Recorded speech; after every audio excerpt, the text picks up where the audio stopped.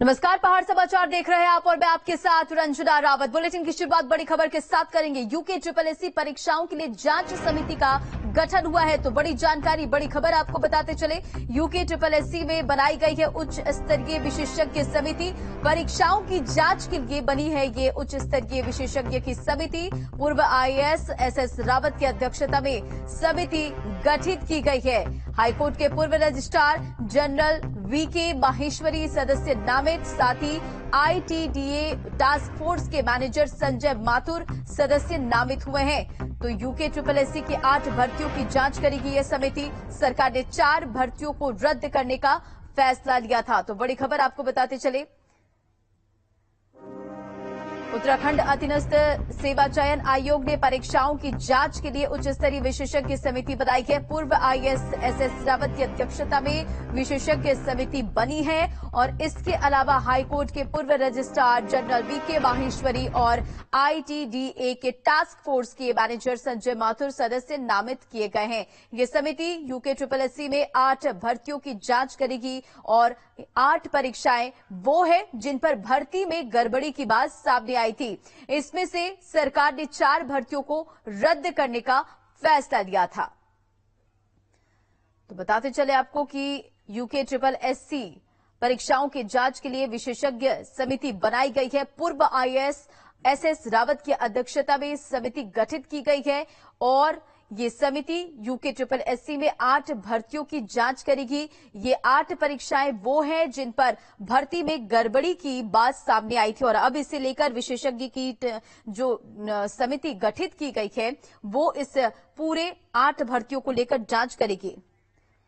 और अधिक अपडेट के साथ हमारे संवाददाता सुरेंद्र डसीला जुड़ गया, उनका रुख करते हैं। सुरेंद्र, देखिए, एक विशेष समिति गठित की गई है, 8 परीक्षाओं की जांच की जाएगी। क्या है इस पूरे मामले पर अपडेट? देखिए, एक चीज क्लियर कर दे रंजना, ये भर्तियों की जांच नहीं होगी, बल्कि कैबिनेट में ये तय हुआ था कि जो भर्तियां जिनमें गड़बड़ी है, जिसमें STF ने कई साक्ष्य पाए हैं, उन भर्तियों को रद्द करने की बात हुई थी और उसमें कई बेरोजगार मुख्यमंत्री से मिले थे। उन्होंने कहा था कि इस तरीके से भर्तियां रद्द ना हो, कई लोगों ने मेहनत की है, जो अपनी मेहनत से पास हुए हैं उन सभी को नियुक्ति दी जानी चाहिए। इस पर शासन स्तर पर काफी चर्चाएं हुई और अब ये तय हुआ है कि यूके SSC ने ये तय किया है कि एक कमेटी होगी, एक्सपर्ट कमेटी, जिसके अध्यक्ष SS रावत होंगे, जो पूर्व कार्मिक सचिव रहे हैं। ये लोग ये देखेंगे कि इन भर्तियों को क्या रद्द करना है या नहीं करना है, और नहीं करना है तो उसके कारण क्या हैं, और अगर रद्द किया जा रहा है तो उसके कारण क्या है, उसके क्या ग्राउंड लग रहा है। क्योंकि बहुत सारे बेरोजगार हैं जो इंतजार कर रहे हैं कि उनको अगर ये भर्तियां वैध हो जाती हैं, अगर उनको नियुक्ति मिल जाती है, तो वो अपना उनको जिस तैयारी कर रहे थे, जिस परीक्षा के लिए, वो कामयाब रहेगी। और दूसरी ओर ऐसे बहुत बड़ी संख्या में हजारों लाखों बेरोजगार और भी हैं जिनका ये कहना है कि ये रद्द हो जानी चाहिए, इसकी जगह फ्रेश परीक्षाएं होनी चाहिए। लेकिन ये कश्मकश के बीच में चीजें फंसी हुई हैं, इसलिए ये जो 8 भर्तियां हैं जिन पर जांच चल रही थी, जिसमें सचिवालय रक्षक की भर्ती है, जिसमें फॉरेस्ट गार्ड की भर्ती है, जिसमें BPDO की भर्ती है, जिसमें अन्य परीक्षाएं हैं, उन सब रैंकर्स की परीक्षा भी इसमें है, हेड कांस्टेबल की परीक्षा इसमें है। तो इन सारी परीक्षाओं को लेकर ये कमेटी पूरी रिपोर्ट देखेगी और ये तय करेगी कि क्या भर्तियों को पूरी तरह से रद्द कर दें, यानी नए सिरे से फिर से विज्ञापन निकालें, नए सिरे से आवेदन मांगे जाएं और परीक्षाएं हों, या फिर इसमें जिन लोगों ने अपनी मेहनत से परीक्षाएं पास की हैं उनको नियुक्ति दे दी जाए। इसके बीच की जो चीजें हैं उसको क्लियर करने का काम ये जांच कमेटी करेगी। रंजना, बाकी सुरेंद्र, 8 परीक्षाओं में 4 के परिणाम घोषित कर दिए गए हैं, तो अब आगे इसे लेकर कैसे जांच होगी, ये जांच प्रक्रिया जो है वो कैसे आगे बढ़ेगी, जरा इसे भी बताएं। देखिए, बिल्कुल, यूके SSC की जो भर्तियां थी उनकी जब जांच STF ने शुरू करी तो इसमें 41 लोगों की गिरफ्तारी हुई और ये देखा कि अलग अलग भर्ती परीक्षाओं को मैनिपुलेट किया गया। उसमें सरकारी जो दस्तावेज थे उनके साथ छेड़खानी की गई, OMR शीट से छेड़खानी की गई और बहुत सारे लोगों को फायदा पहुंचाया गया। बहुत सारे नाम STF ने क्लियर कर दिए, कौन से ऐसे अभ्यर्थी थे जिन्होंने सेटिंग से परीक्षा पास की थी, और उसके बाद ये पूरा केस की जांच आगे बढ़ती रही। अब जो 8 परीक्षाएं हैं जिनमें आपने कहा कि 4 परीक्षाओं के परिणाम घोषित हो चुके हैं और 4 ऐसी थी जिनके परीक्षाओं के परिणाम अभी घोषित नहीं हुए थे, वो कुछ और दिनों बाद घोषित होने वाले थे, लेकिन उससे पहले ये पूरी जांच शुरू हो चुकी थी। अब ये जो एक्सपर्ट कमेटी होगी ये देखेगी कि जिन परीक्षाओं के परिणाम घोषित हो चुके हैं उनमें ऐसे कौन से लोग हैं जिनके खिलाफ सीधे तौर पे सबूत हैं कि इन्होंने ये परीक्षा नकल के जरिए या ओएमआर शीट में छेड़खानी के जरिए या किसी अन्य साधन के जरिए ये परीक्षा पास की है, उनको हटा लिया जाएगा।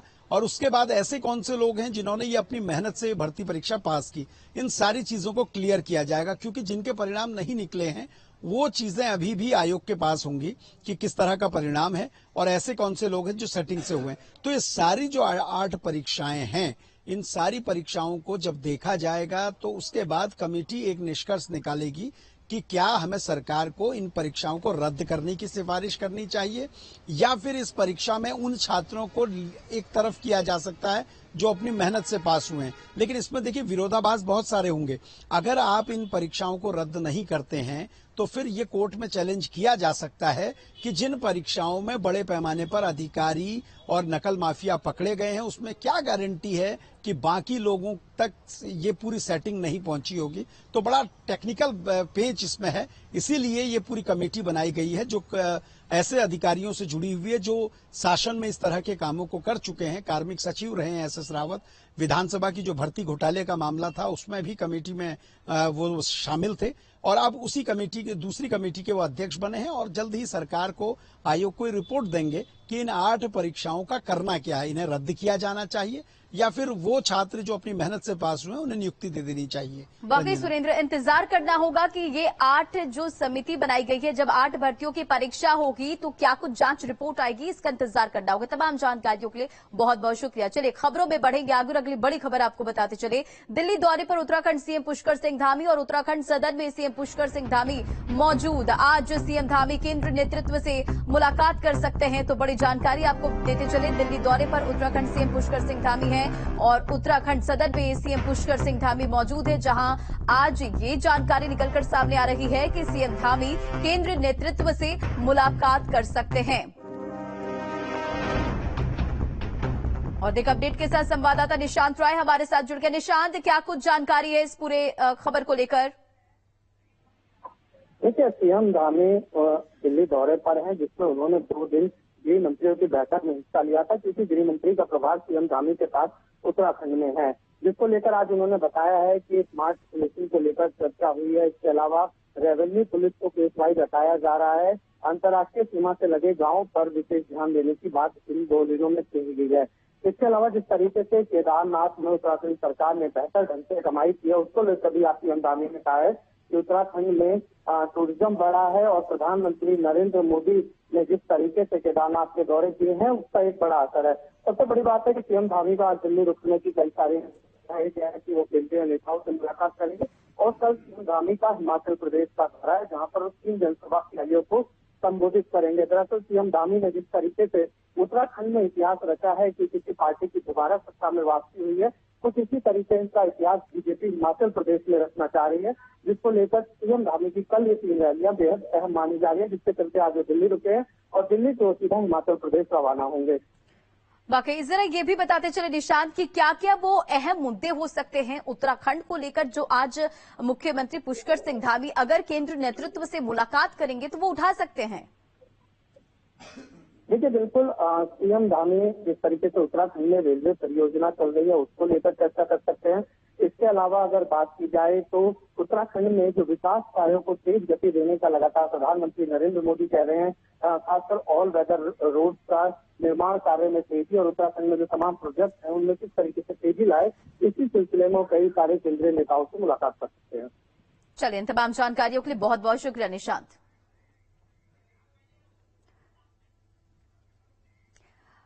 खबरों में बढ़ेंगे आगे और अगली बड़ी खबर आपको बताते चले। हिमाचल में प्रचार प्रसार करेंगे उत्तराखंड के सीएम पुष्कर सिंह धामी। हिमाचल का दौरा करने वाले हैं और आपको बताते चले फिलहाल दिल्ली में है और दिल्ली में केंद्र नेतृत्व से मुलाकात करने के बाद हिमाचल के लिए रवाना होंगे सीएम पुष्कर सिंह धामी, जहां पर हिमाचल में प्रचार प्रसार करेंगे उत्तराखंड के सीएम पुष्कर सिंह धामी। आपको ये भी जानकारी देते चले, हिमाचल में 3 रैलियों को संबोधित करेंगे सीएम पुष्कर सिंह धामी। चौपाल, पच्छाद और पावंटा साहिब में जनसभा होगी, जिसे संबोधित करते हुए नजर आएंगे पुष्कर सिंह धामी। तो बड़ी खबर, बड़ी जानकारी आपको देते चले, हिमाचल पहुंचेंगे सीएम पुष्कर सिंह धामी, जहां पर वो जनसभा को संबोधित करेंगे। तो हिमाचल चुनाव को लेकर ये बड़ी जानकारी, चुनाव प्रचार प्रसार में शामिल होंगे और 3 रैलियों को संबोधित करेंगे सीएम पुष्कर सिंह धामी।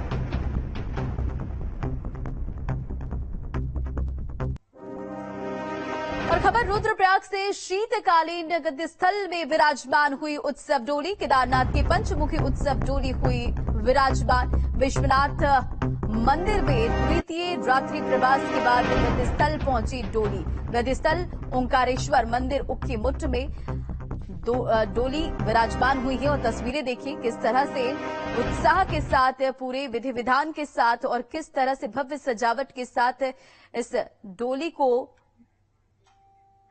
बताते चले कि शीतकालीन गद्दी स्थल में आज डोली विराजमान हुई है और ये एक्सक्लूसिव तस्वीरें आप देख पा रहे हैं। केदारनाथ की पंचमुखी उत्सव डोली विराजमान हो गई है और देखिए किस तरह से लोगों में इसे लेकर उत्साह है, वहीं विधि विधान के साथ, पूरे पूजा अर्चना के साथ। और ये देखिए जवानों का बैंड भी इसमें शामिल हुआ, इस डोली में शामिल हुआ और देखिए एक्सक्लूसिव तस्वीरें आप देख पा रहे हैं।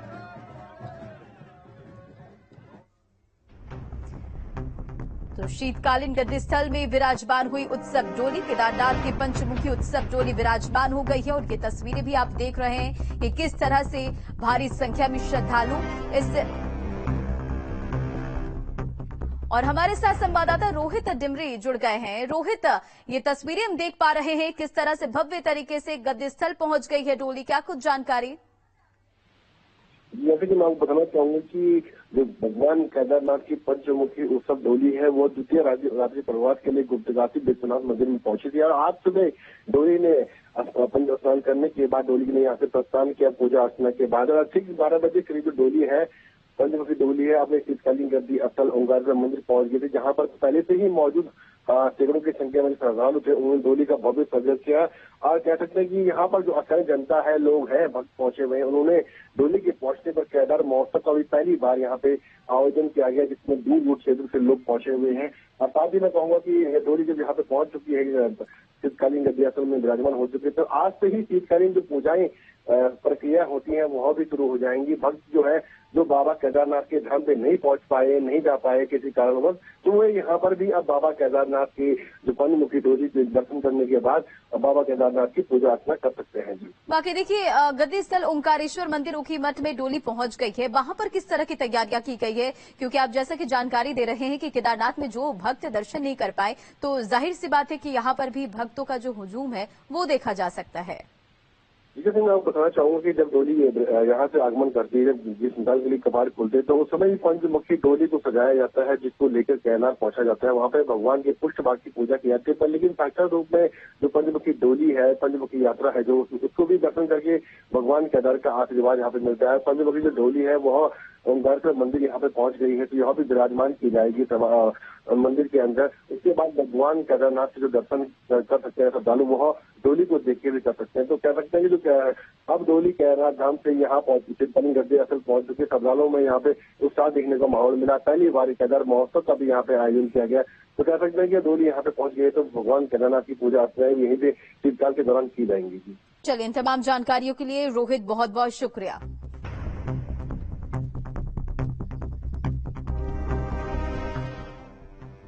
तो शीतकालीन गद्दी स्थल में विराजमान हुई है उत्सव की डोली और तस्वीरें भी आप देख पा रहे हैं। बढ़ते खबरों में आगे बात पौड़ी की, जहां जिलाधिकारी और एसएसपी का तबादला हुआ है। आशीष कुमार को बनाया गया है पौड़ी का जिलाधिकारी।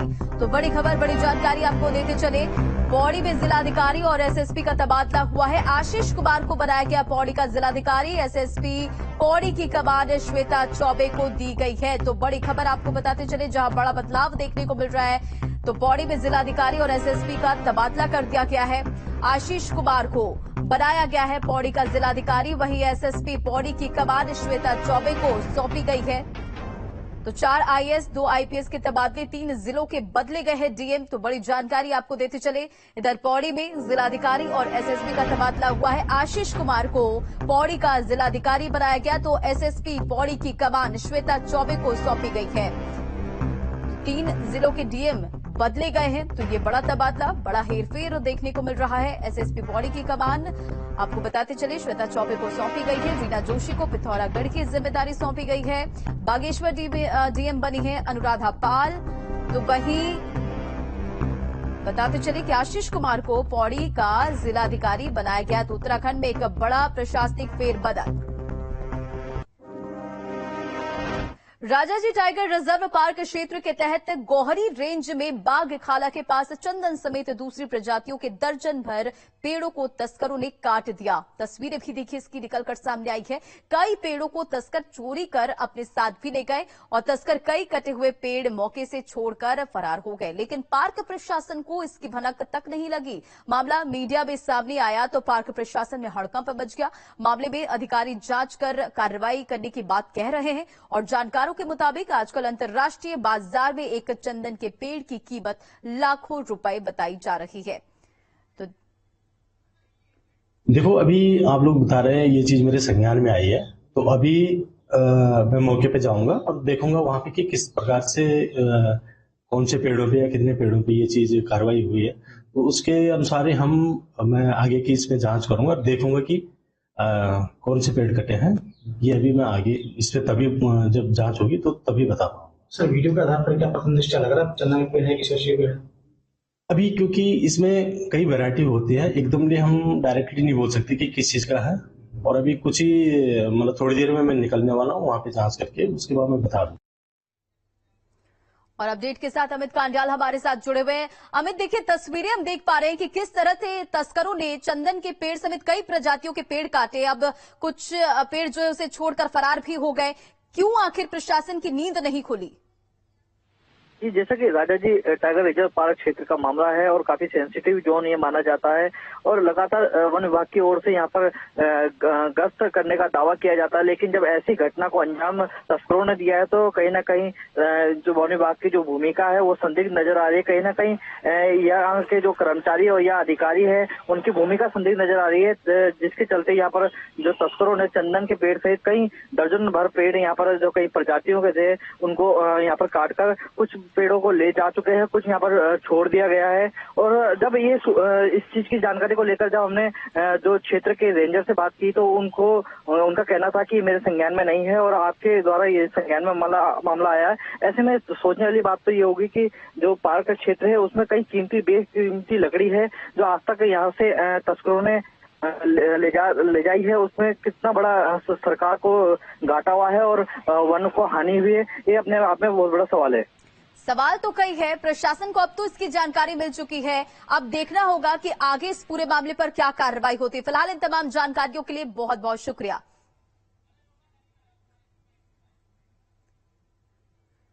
राज्य आंदोलनकारी राजेंद्र गौरोला के पुलिस प्रशासन पर मानसिक उत्पीड़न करने का आरोप लगाया है। मामले में राजेंद्र गौरोला ने देश के राष्ट्रपति, प्रधानमंत्री, उत्तराखंड के मुख्यमंत्री से लेकर कई विभागों को इसे लेकर पत्र भेजा है। दरअसल राजेंद्र गौरोला, अंकिता भंडारी मामले में सीबीआई जांच की मांग को लेकर लगातार अलग अलग तरीके से प्रदर्शन करते आ रहे हैं। आरोप है कि उनके आंदोलन को दबाने के लिए उनका मानसिक उत्पीड़न किया जा रहा है। वहीं महानगर कांग्रेस के कार्यकारी अध्यक्ष सुधीर रॉय ने सरकार को चेताते हुए कहा कि इस तरह का रवैया सही नहीं है।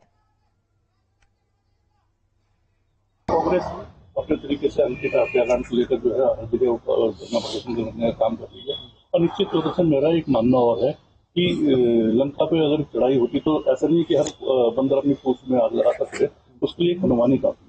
तो जैसे राजेंद्र गौरोला जी हो गए और हमारे देवेंद्र उमला जी हो गए, अंकिता की लड़ाई को लड़ने का बहुत अच्छे प्रयास कर रहे हैं और निश्चित तौर से पूरी कांग्रेस पार्टी जो है इनके साथ है। मैं अंकिता की लड़ाई लड़ रहा हूँ। अगर अंकिता की लड़ाई लड़ते हुए अगर कोई बात है तो बताओ, अगर मेरे से कोई गलती हो गई तो। अगर हम लड़ाई लड़ते रहेंगे, मेरे को पुलिस इस तरह से जो है जो इंक्वायरी कर रही है वो अपराधियों की करे, मेरी ना करे, क्योंकि मैं सच्ची लड़ाई लड़ रहा हूँ। और मुझे खतरा भी है इस प्रकार से, जिस तरह से पुलिस ले रही है इंक्वायरी या मेरी रेकी कर रही है, तो वो गलत बात है। वो डायरेक्ट मुझसे आया, तो मैंने आज जो है मैंने पत्र लिखा है। और अगली खबर हरिद्वार से आपको बताते चले, जहां गुरुकुल कांगड़ी यूनिवर्सिटी में वर्चस्व की जंग देखने को मिली। कुलपति प्रोफेसर रूप किशोर शास्त्री को पद से हटाया गया, तो संस्कृत विभाग के सोमदेव सतांशु को बनाया गया कुलपति। सूत्रों के हवाले से जानकारी, मनमानी और विरोध के चलते कुलपति को हटाया गया है और अपने चहेते पंकज मदान को कुल सचिव बनाने का आरोप लगा है। यूनिवर्सिटी परिसर में फिलहाल पुलिस बल की तैनाती की गई है। खबरें आगे भी और है, रुकेंगे छोटे से ब्रेक के लिए, बने रहे आप न्यूज स्ट्रीट के साथ।